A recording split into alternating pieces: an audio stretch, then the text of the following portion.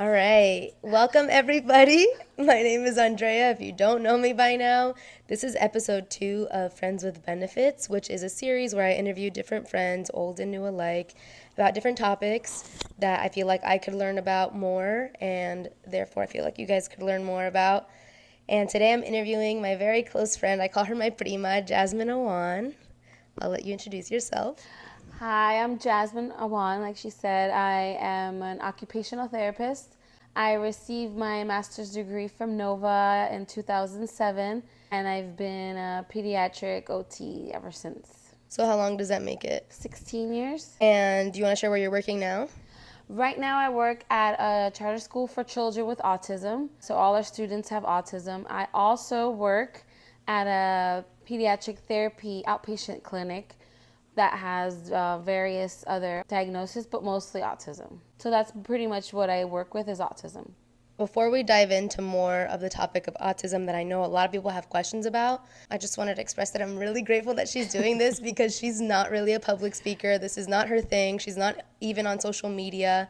I've known Jazmin for like most of my life. I mean, probably since I was like 4 or 5, but we haven't gotten close until recent years, maybe like in the last 8. Yeah, more or I'm less. just making up that number, but you know what I mean. You guys have seen her on my social media, I'm sure. So it's really cool to get this side of her because normally I just have the more vulnerable side, I guess you could say, or like more, I don't want to say party side, but like we just hang out. And now I get to like interview her in a more professional setting, and I get to show you guys what it is she does and how much knowledge she actually has.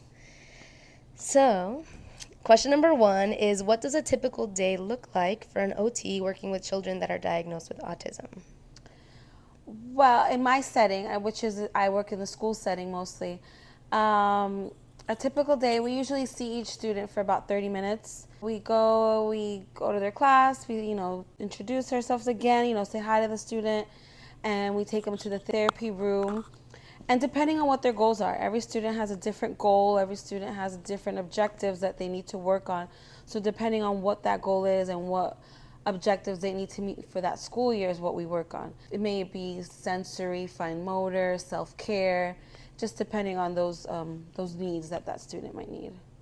Yeah, that's fair. I guess that's a loaded question because every day probably looks really different. It does. And in the outpatient setting, it looks different too because their sessions are longer and we get to work on a little bit more medical-based goals than we do in the school setting. Because school therapy and outpatient therapy, private therapy, are two totally different things. And those goals and those therapy sessions look a lot different. Do you happen to have a preference for like what you enjoy working in more? Actually, I don't. I kind of like both of them the same because I get to kind of work with both and kind of keep keeps me on my toes to work in both settings. So I'm not just focused on one area. I kind of see both aspects of it, the school educational model and then obviously the private outpatient model as well. Which, if you've been in it for 16 years, I mean, I can see where it's nice to be kept on your toes. Oh, yes, and I am a lot. Yeah. What age range of children do you have experience working with? In the school setting, it is K through 12, but in our school, we have our students till the age of 22, until they age out of the school system. And then also in the private sector, it's till age 22. That's a pretty big range. Yeah. So I've evaluated kids that are 6 months old all the way up to 21 years old. Wow. But the 6-month-old is not necessarily autism because that's very young to evaluate for. So it's more of the gross motor skills, meaning if they're not crawling, if they're delayed in any milestones, other more medical diagnoses, not so much of the autism or ADD or anything like that. Yeah, that's fair. And that's actually another question I have here. Oh, that was my next question. How perfect. I think I had heard that you can't technically diagnose until the age of 3. Is that the right? They've been diagnosed as early as 18 months. 2 or 3 is what they're typically diagnosed at, but it's as early as 18 months because they start developing those social skills and those communicative skills, those verbal skills at that age. So that's when you notice when they're lacking those skills. Okay. This one wasn't something that I wrote down, but I'm curious, and I know other people probably think about this. If you don't have a diagnosis, but you're either worried or curious, like what are people, like what's the first step? What do you do? Go to your doctor. Go to the pediatrician, express to them your concerns. Most of the time they'll okay, then they'll refer you to get further evaluated, or a neurologist. If you want to take it one step further, you go see a neurologist, because those are the doctors that really diagnose autism, and neurologists. So your first step is to go see your pediatrician, express to them your concerns and what you're not or are seeing, for that next step to be taken. So then you could be referred to a neurologist, or referred to other testing that pediatrician might want to have you get done. And do you have any advice for the person who goes to the pediatrician and the doctor says, you know what, it's too early, let's wait? Depending on the age, if they're 18 months, and because sometimes just because they have a speech delay doesn't necessarily mean they have autism. Sometimes kids just need that a little bit of help to get their speech going, because I've seen it where they don't talk and then you can't get them to be quiet, and it's just a little bit of a speech delay. That doesn't mean you shouldn't be on your toes and shouldn't be paying attention, but that just because they have a speech delay doesn't necessarily mean that they have autism. So wait till they're 2 years old. If that's what the doctor's telling you, to wait a little bit, wait it out. Obviously, if they're 3 years old and they're not saying anything, then I would look into it further about maybe if you're able to get to a neurologist without a referral, then go that route. Yeah. Or if you need to get another pediatrician, if that's what you need to do. You know your child better than anyone in this world, and you're the only person that can advocate for your child. No one else is going to advocate for your child like you are. So if you feel in your gut that something is wrong, then you do what you need to do as a parent to get services, to get help for your child. Amen, baby. I know a lot of people worry about that, especially the speech delay. And I feel like it's just gotten worse over the years, because already people compare their babies to other babies naturally.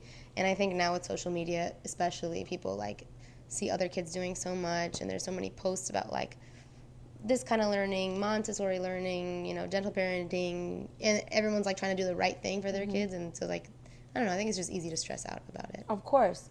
Like you were saying, you see other kids, and you see other kids are developing differently than your child, or even between your own children. One is developing different. You can't compare the two. Children develop at their own pace. But like I said, if you feel in your gut that something's wrong, or that something is missing, advocate for your child, and do what you need to do for your child. That's great advice. Are there signs that parents can be attentive to before the official age of diagnosis? Obviously, communication. If they're not communicating verbally by 2, that's a major concern. Repetitive behaviors such as hand flapping or rocking or head banging, things like that, that's a red flag, I would say. Toe walking necessarily means they have autism, but that could be an indicator. Toe walker. That could be an indicator.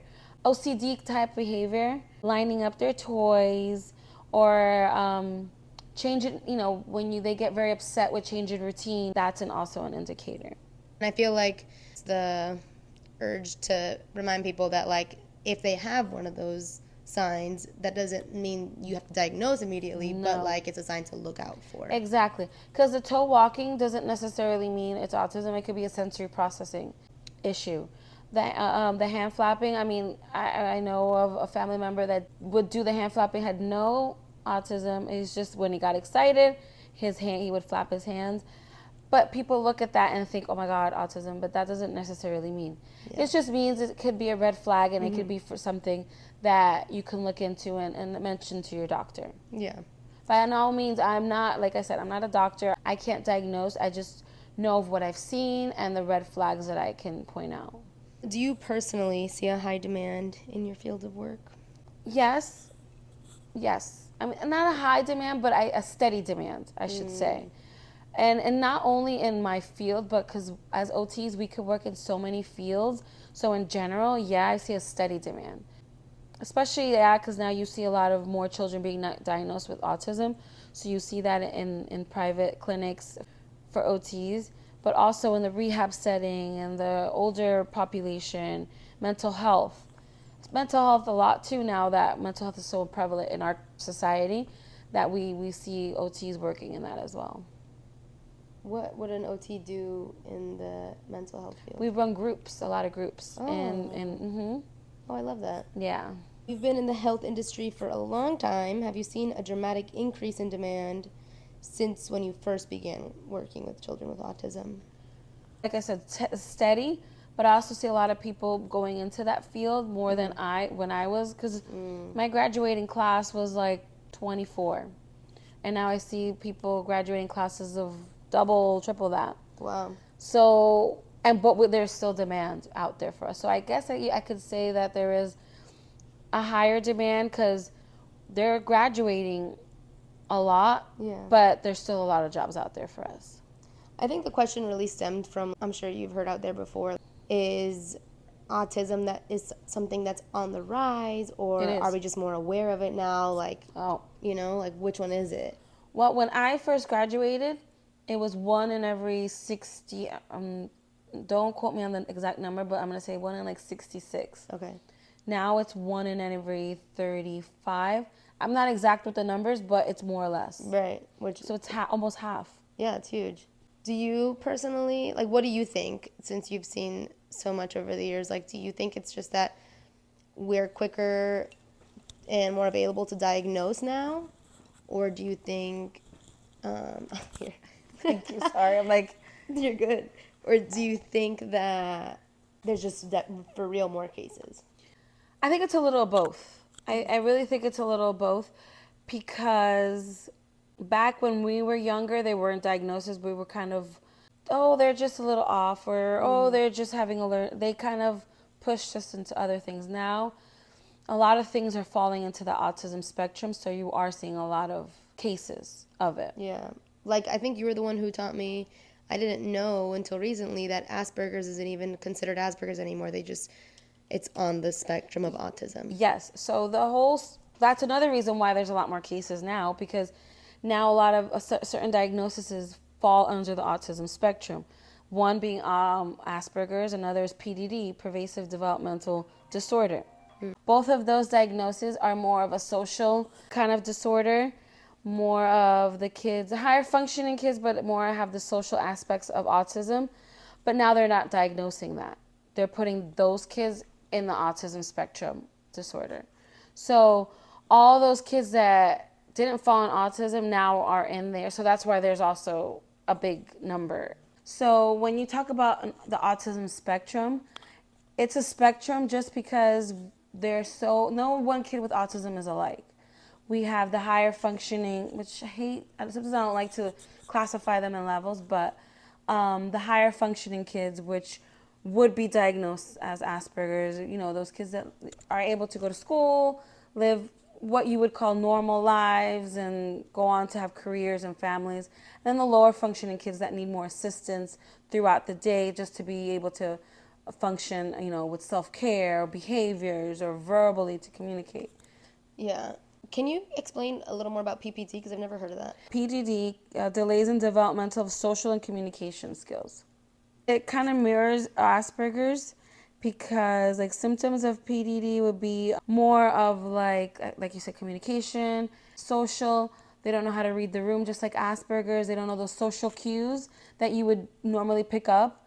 This is a question I'm big on, which I don't know if there's an actual answer, but I've personally noticed that while there's therapy and resources for children with autism, I feel like there's not much out there for parents learning how to navigate those obstacles. Does such an industry exist? Like, I don't know, like an autism parent coach, or like, I don't even know what you would call it, but do you see anything like that out there? Sadly, it's not many, and it's sad.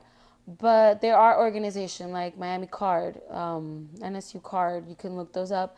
They have a lot of resources. Where I work, we have a lot of parent training, a lot of support for our families. Our director does a lot of coaching with the parents. So our social worker works with our parents. If you could find yourself, your community, and your people to kind of surround yourself with to help you with that, it's great. Because you feel alone. As a parent, I know they feel helpless and alone, and it's hard to find that support. It's out there, you just have to research it and look for it. It's just sometimes it's hard to find. The resources at your school, does a child have to be enrolled there for that to be? Not for the training. We do the trainings on Saturdays, and most of them you do not have to be a student there to take part of it. And we also do health fairs. We do things like that to reach out. We do community outreach. So you don't necessarily need to be a student or a participant in our school or center to take part. And where can people find that resources link? It's sfax.org or sfa-center.org. Facts like FACS. sfacs.org. Okay. There you have it, folks. I don't know what you think about this, especially because you don't have social media, but what I've noticed from using social media is that there's a lot of videos that circulate all these platforms that are supposedly causing more teens and adults to like rethink whether some of their personality traits are actually like putting them on the spectrum. I forget what video I saw last that was talking about T-Rex arms when you go to sleep, and I don't know if that was referring to like ADHD maybe.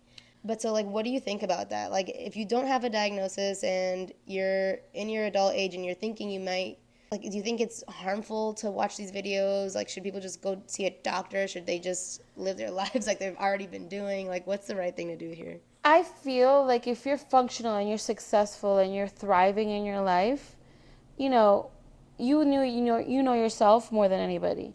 But if you're struggling and you feel like you need help and you feel like some of these behaviors or some of these things are interfering with your everyday life, then seek the help. Seeking help and seeking what's out there is not gonna harm you, it's gonna help you. Yeah. So I'm all for you getting help and getting what you need. But if you're thriving and you're being successful, everyone, I tell myself too, I'm like, I have, sometimes my ADD kicks in, I self-diagnose. If you feel like you need to seek help, by all means, seek that help. Yeah. And look into it. It never harms, it only helps. That's really fair to say. And I think about that, I guess, because I think some people get really caught up with like putting a label on things. Mm-hmm.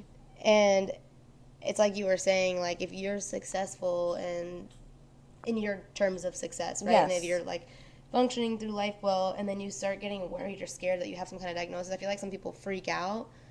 But I could, on the other side of the coin, understand where like having a diagnosis or a label to put on certain traits that you have could make you feel like you understand yourself better and maybe more relaxed. Exactly. Might just depend on the person. It depends on the person. But if you need help, seek the help.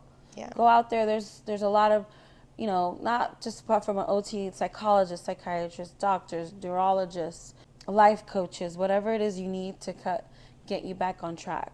That's never a bad thing. I don't know that I love the next question now because of what we've talked about. I feel like it won't make sense, but what does treatment look like for a child with autism? And I guess I was looking for an answer that maybe had to do with like lifestyle suggestions or food suggestions, but I know we talked about off camera even like how this is so different per the individual. It is, because like I said before, no one child with autism is alike. When I know referred to, there were snowflakes. They're snowflakes because not one child presents exactly alike. So treatment and interventions and food and all that, it varies from child to child. Because what works for one child is not necessarily going to work for the next child. Yeah. Or it might, but it's not a one size fits all kind of thing. So we always cater. I personally am a very sensory based therapist. Years ago I was sensory trained, so I'm very into sensory processing, sensory modulation, sensory regulation, all that. So I base a lot of my treatments off sensory to get child more organized and focused. But that doesn't work for every child. It doesn't necessarily work for every single child. It works for some, not all. So you have to see the child and base everything you do off that particular child. Yeah, not all my treatments look the same. Yeah, very bio-individual.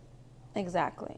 And I feel like that kind of ties into what you were saying earlier about it's so important as a parent to like get yourself surrounded by people who maybe are going through the same thing, or not the same, but similar things. Yes. Because you could use these other parents and the experiences they're going through as like sort of comparison for what you're going through and for help. But also I feel like more so on the let's lean on each other part, because you can't compare their journeys. Yeah, exactly, and it's your village. Yeah. It's hard for, I don't have I don't have a child with autism, so I can't sit there and say to a mother, I understand what you're going through, because I don't. Yeah. I see it, but I only see these children for a certain amount of hours per week. They live with you have your child every day. Yeah. So when you have your village and your people that you surround yourself with and that understand what you're going through, it's comforting in a way. It's absolutely. comforting. And I mean, I could even say we both have children in our personal lives aside from your job that we know are on the spectrum, and like we can know them as friends and we can know their struggles, but like again, it's not the same as sharing that struggle with someone else who goes through it as well. Exactly. I've learned to be very patient and not judgmental with parents. And even strangers, you see them struggle. Even not necessarily children on the spectrum, you see parents struggling with their kids in the store. Not to judge, because it's, you don't know what their struggles are, at home. It's easy to judge, but putting yourselves in their shoes, it's something else. Yeah. And I think more often than not, it's people without kids that like are judging about that kid who's crying in the aisle or whatever, I mean, there's Karens out there with their own kids that like, but whatever. Everyone's just doing their best out here in life. Yeah, for real. There's no way you can know this answer, but in your opinion, what do you think, or how can you describe the way a child with autism might see the world differently or perceive things differently? It's funny because we do have certain students that can express themselves, and I know one of our students always says, autism is not a disability, it's a special ability. Oh. So like they're just like you and me. They just see the world, hear the world differently, and just because they can't express themselves doesn't mean they don't hear what we're saying or understand what's going on. They absorb things differently, and that's why they get so overwhelmed with things. So to what you're saying, there is, I forget the actual terms, but like you can have, while you're on the spectrum, you can have a problem with how you receive information, and you can have a problem with how you express information. And some kids have one or the other. Some Receptive, might have both. yeah. Some kids have problems with receptive language and expressive language. Receptive is like what you're telling them, and expressive is they understand what you're saying. They just can't tell you. They can't express to you how they feel or how they're perceiving. They're perceiving everything you're telling them, but they can't express themselves. And that's where the behaviors come and where the tantrums come out. Because if they can't tell you my head hurts, if they can't tell you I don't like my food is cold, I don't like the smell of that, I don't like that noise, I don't like I'm cold. Yeah. They're going to, when a baby wants something, what do? They cry. Yeah. And if a child with autism can't tell you that, they're going to resort to the behaviors and they're going to resort to the crying. Yeah. So learning how they communicate non-verbally is very, very important.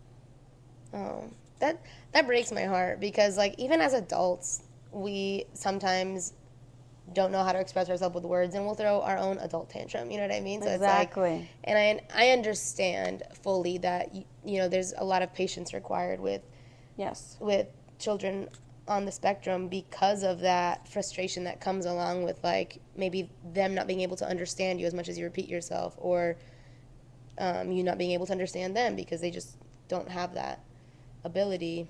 I don't even know where I was going with that, but it just breaks my heart. Okay, well, this goes with what I was just saying. Being a parent in general requires a lot of patience. I'm led to believe that being a parent of a child with autism requires even more patience. Is that ignorant of me to say? Are there thoughts that you have on that? Tips, maybe? Yes, of course. Yes, but you also have to be more creative on how you communicate with your child, how your child communicates with you. But patience is number one, being creative. And just patience is important. Patience. And patience, I feel like you hear that all the time, but creativity, that's a good way to put it. You just got to start thinking outside of the box, do things differently, because maybe sometime you'll find something that works. Exactly. And not be so... I know a lot of our kids thrive on routine, and that's great, but sometimes it's important to have them not be so strict in routine. Because the world is not, what's the word I'm looking for? The world changes, things change. And that's another thing, because a lot of parents, because our kids thrive, our children on the spectrum thrive on routine, and you see that, and that's great.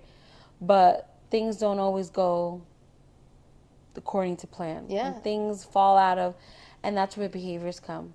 You go home a certain way, and that road is closed, and you have to go home another way. Johnny's gonna get upset and cry and have a tantrum, because trying not to be so rigid. That's the word, rigid. That's a great point to make, because you're right. Like, the parents probably run into less friction if they keep the routine and keep the child happy. But then that's not really sustainable for when they're an adult in this world. Exactly, because that child, that 2-year-old with autism, is going to be a 22-year-old with autism, a 32-year-old with autism. So you want to prepare them in life, because unfortunately we're not going to be around forever. Parents are not going to be around forever. You want your child to be as independent as possible, and to be as functional as possible, as much as they can.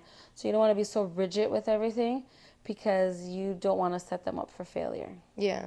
I think that's a great reminder, because a lot of parents are so overwhelmed with navigating that kind of life that I think they just take it day by day, which is fair. Yeah, of course.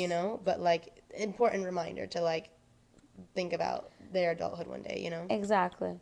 And I know I've heard it a lot from parents, thinking that they're not doing a good job, or they're not doing enough, but they, not to be so hard on themselves.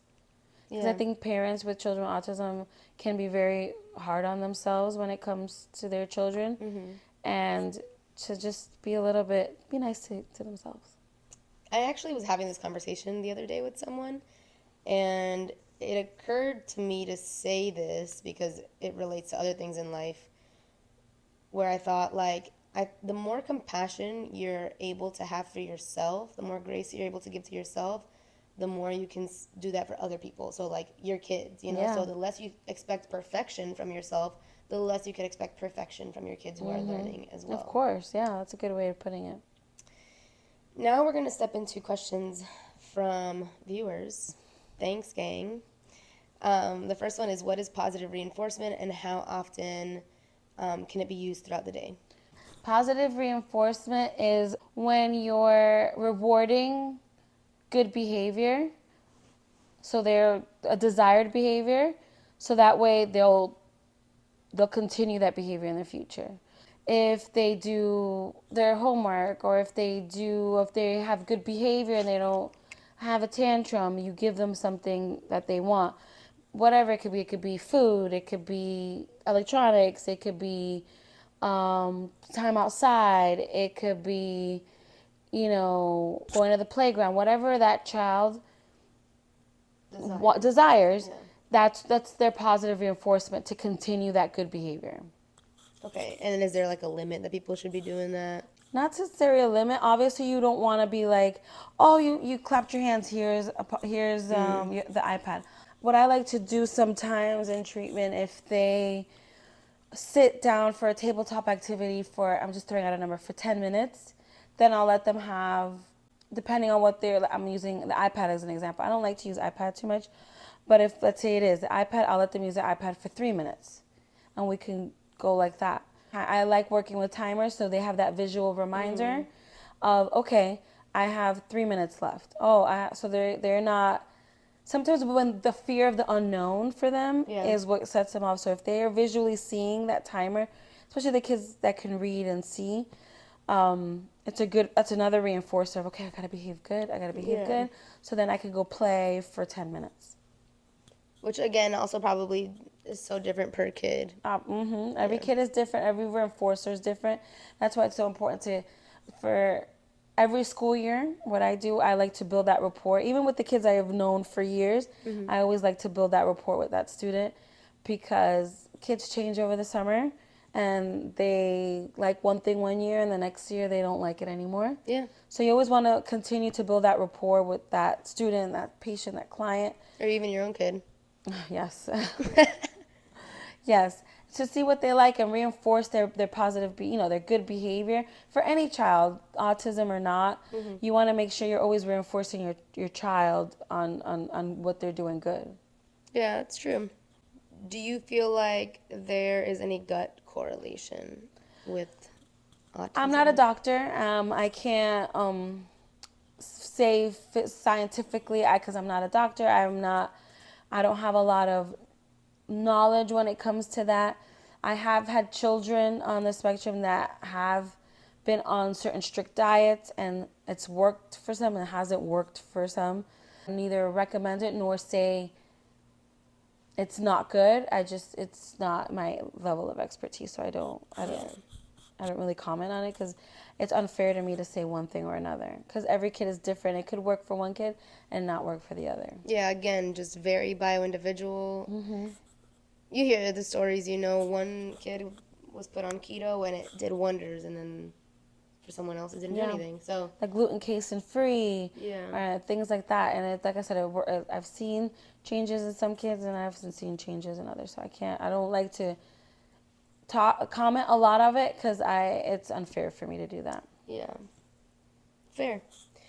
Someone asked about a toddler not speaking like by the age of 2, which I feel like we touched on this earlier. That doesn't necessarily mean they're on the spectrum, but that also doesn't mean they shouldn't go out there and seek some speech therapy. Talk to your doctor or have that conversation with your doctor. That's the first line of defense, your pediatrician. Yeah. Seek that help. Talk to them. Tell them your concerns. You're the advocate. Like I said before, you're your child's advocate. You know your child better than anybody. And if you feel like there's something going on, then fight for it. So there's a point that I want to make. There's lots of therapies out there available, right? There's occupational therapy, there's speech therapy, there's ABA, and I feel like not every therapy is solely dedicated to someone with a diagnosis or to a child on the spectrum, right? Like you don't have basically I'm just saying like someone could go to speech therapy and not even be on the spectrum and it could still help. Like they could still have that resource available. Absolutely. How do families cope with learning that their child has autism?